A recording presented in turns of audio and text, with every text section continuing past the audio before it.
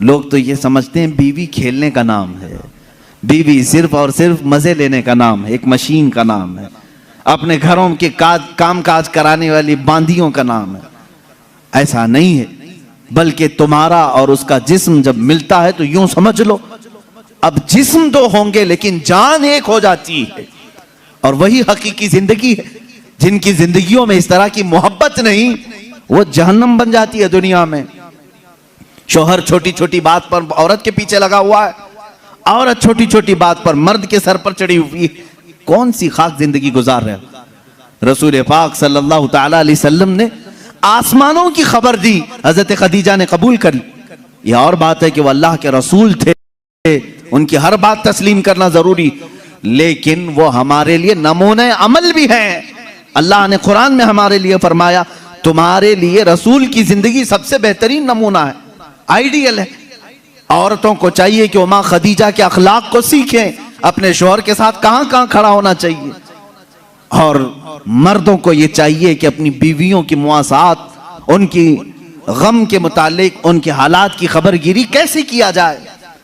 जब बीमार हो जाए औरत तो तुम्हारे ऊपर यह फर्ज है मेरे अजीज कि उसकी तीमारदारी करो। आज कितनी बुरी रस्म है, कितना बुरा रिवाज।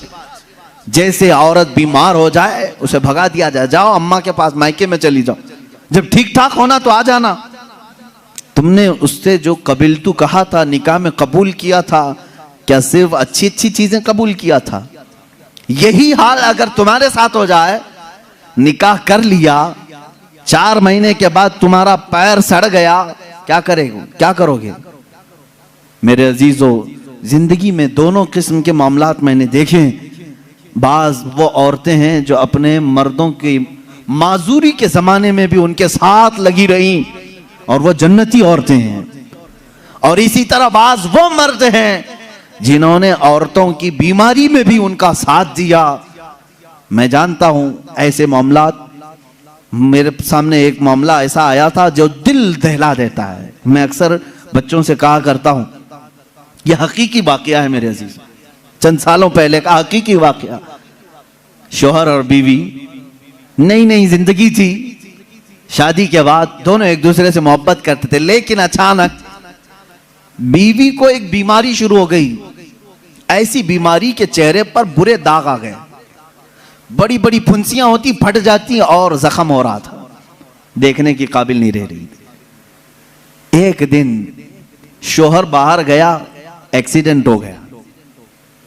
शौहर गया, एक्सीडेंट हो गया, और उसके बाद वापस आया तो उसकी आंखें जा चुकी थी, नाबीना हो गया। उसको घर लाया, खातून उसकी तीमारदारी करती रही, इयादत करती रही। सही हो गया, लेकिन पकड़ करके चलाना पड़ता था। लेकिन बीवी की बीमारी ऐसी थी कि दिन ब दिन वो गलती जा रही थी, घटती जा रही थी, और वो दाग भी बढ़ते जा रहे थे। लेकिन उसके लिए एक खुशी ये थी कि शौहर उसे देख नहीं रहा है।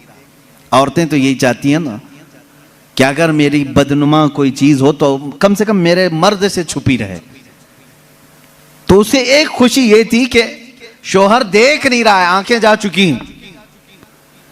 इसी हालत में उसकी तकरीबन 2 साल या 3 साल गुजर गए। 2-3 साल के बाद औरत को डॉक्टरों ने कहा भी था कि ये बड़े खतरनाक मर्ज में है, इससे इलाज मुश्किल है, इसका इलाज मुश्किल है। 3 साल या करीब करीब इतने सालों में औरत की वफात हो गई, औरत इंतकाल कर गई, और लोगों ने जनाजा उठाया, दफन किया। मर्द जो था बड़ा गमगीन कि हाथ पकड़कर रोजाना उठाती थी, चलाती थी, फिराती थी, खिलाती थी, सब कुछ। जब जनाजा चला गया, लोग आए तो देखा कि मर्द खुद से अपने घर में अंदर जा रहा है, बर्तन ला रहा है, गिलास ला रहा है, खुद से सारे काम कर रहा है, कोई पकड़ने वाला नहीं, सब चीजें।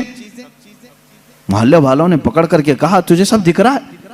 उसने कहा, मैं कभी अंधा हुआ ही नहीं था, मैं कभी अंधा हुआ ही नहीं था। 3 साल से तो सिर्फ मैंने अंधा होने का एक बहाना तलाश कर लिया था, सिर्फ इसलिए कि मेरी बीवी ये सोच रही थी कि मेरे चेहरे पर बदनुमा दाग है, मेरा शौहर मुझे कहीं छोड़ ना दे। मैंने उसकी फीलिंग को बरकरार रखने के लिए अंधे होने का नाटक किया था, और वो इस दुनिया से खुशी खुशी गई है। बस मुझे इतना एहसास है, दुनिया में वो मर्द भी है जिन्होंने अपनी औरत का दिल रखने के लिए 3 साल तक नाबीना होने का एक ढोंग किया, सिर्फ इसलिए कि उसका दिल ना टूटे। बाज बीमारियां ऐसी होती हैं, उनसे तुम सरफे नजर कर लो, कतई नजर करो।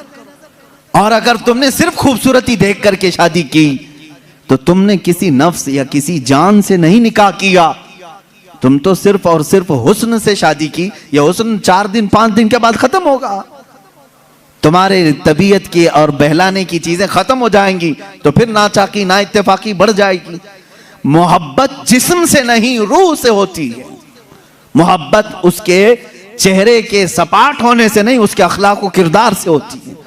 बहुत सारी औरतें वो हैं जिनकी आदत से तुम मोहब्बत करो, उनके अखलाक से मोहब्बत करो, उनके किरदार से मोहब्बत करो, फिर देखना उनका कालापन कभी तुम्हें समझ एहसास भी नहीं दिलाएगा, कभी उनका भोंडापन भी तुम्हें एहसास नहीं दिलाएगा, अगर अखलाक की खूबसूरती उसके अंदर हो। ये मर्दों के लिए जरूरी है मेरे अजीजों। अल्लाह के नबी सल्लल्लाहु तआला अलैहि वसल्लम ने जो हुस्न सलूक अपनी खानगी जिंदगी में अपनी अज़वाज मुतहरात के साथ किया, मैं चैलेंज के साथ कहता हूं पूरी दुनिया में उसकी मिसाल कोई नहीं पेश कर सकता, कोई नहीं ला सकता। रसूल पाक सल्लल्लाहु तआला अलैहि वसल्लम ने अपनी हर ज़ौजा के साथ जो हुस्न सलूक फरमाया, यहां तक कि अल्लाह ताला ने आयतें नाजिल फरमाई कुरान में अज़वाज मुतहरात के आदब के लिए। वइज़ा सअलतुमुहुन्ना मताअन फस्अलूहुन्ना मिन वराइ हिजाब, ऐ लोगों जब कभी तुम रसूल की बीवियों से कोई चीज मांगने जाओगे पर्दे के पीछे खड़े रहना। हुजूर की औरतों के बिल्कुल मुकाबिल आना जायज नहीं, जबकि वो पूरी उम्मत की माएं हैं। कुरान कहता है वो तुम्हारी उम्महातुकुम, वो तुम्हारी माएं हैं। अल्लाह तबारक व तआला ने मोमिनीन की माएं उन्हें बनाया है। अजीजा ने गिराम वक़ार रसूल करीम सल्लल्लाहु तआला अलैहि वसल्लम की ये अज़दवाजी जिंदगी थी।